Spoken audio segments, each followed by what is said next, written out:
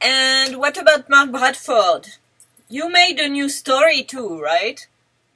Yes, indeed. Phillips has a long history actually with Mark Bradford. I think we have maybe 3 of the top 5 prices ever paid for Bradford. So we've been a champion of him long before I think the other auction houses were putting him in the needing sell context like us. And so also similar to the Butterwell situation, John McEnroe let us sell his magnificent painting in March, and we put an estimate on it that no one had ever dreamed of putting on a Mark Bradford. And it not only sold, it sold quite well. It sold above the high estimate. There were 3 or 4 bidders that were pursuing it. So, building on that result, we were offered this painting. And as you may have noticed, there are a number of Mark Bradfords on the market this season. Yes, a lot. And there were some in Hong Kong and also some in LA. So there's a lot of Bradford now. Excitement, but also a lot of material on the market, right?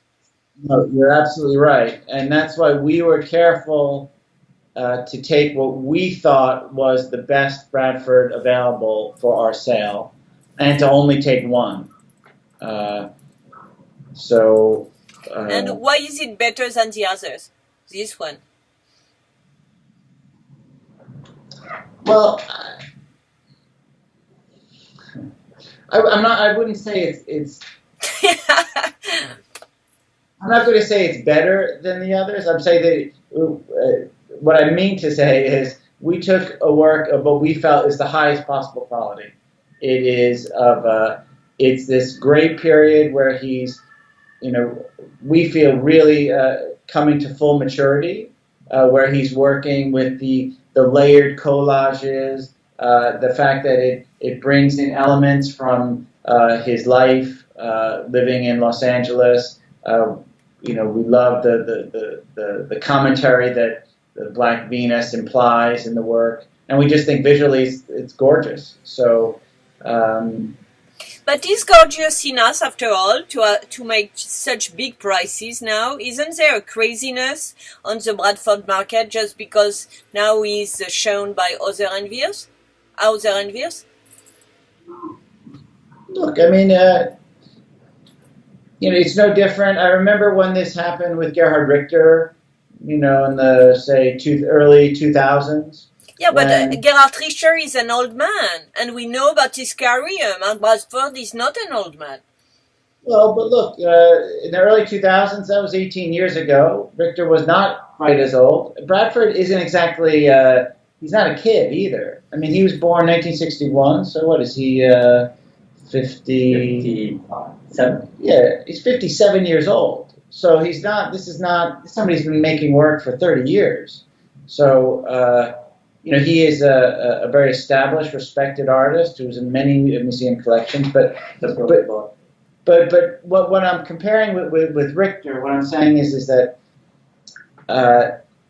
in the early 2000s, the Richter market for his abstract build paintings took off. Right, they used to be around $1 million, $1.5 million, and then all of a sudden they were 3, 3.5, and then before you knew it, they were 6, and they were 8, and they were 10, and so I'm feeling a similar thing with Bradford, where there's such a hunger for them because not only is he respected, again like Richter, extremely respected, but also they're just beautiful to live with. So there are people that like the fact that they're he's an important artist, but then there are people who like them just because they're decorative, because they want to live with them. And this is a big point today for the market, to be decorative? Well, I think it always has been, and it always will be, right? I mean, No, but can we really compare the importance of Gerhard Richter with all his different period and all his concept and Mark Bradford? I'm not suggesting an equivalence in terms of their importance or career. I mean, that's not for me to decide. But I'm just talking about they're similar in the sense that they're these large-scale abstract paintings that are extremely beautiful, and there's just a great hunger for them. So, but I agree with you about that. What often happens when a market goes from one level to a significantly higher level, that tends to bring more things out into the market. Yes. There's never been an auction season with so many large-scale Mark Bradfords. And is it dangerous?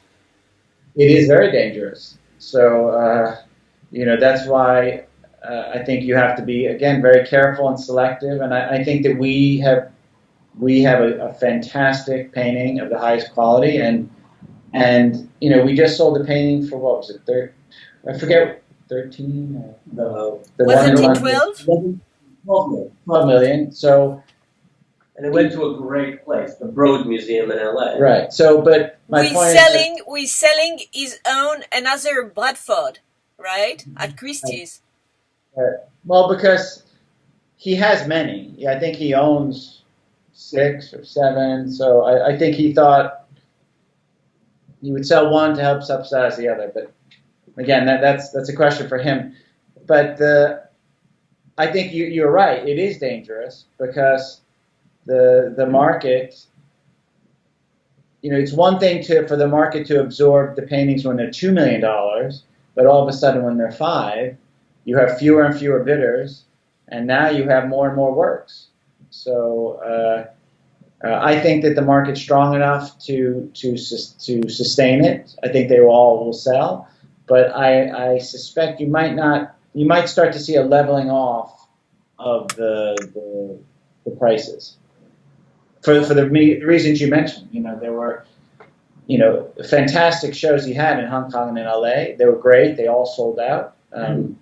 But there is a point for any artist that, a saturation point. So.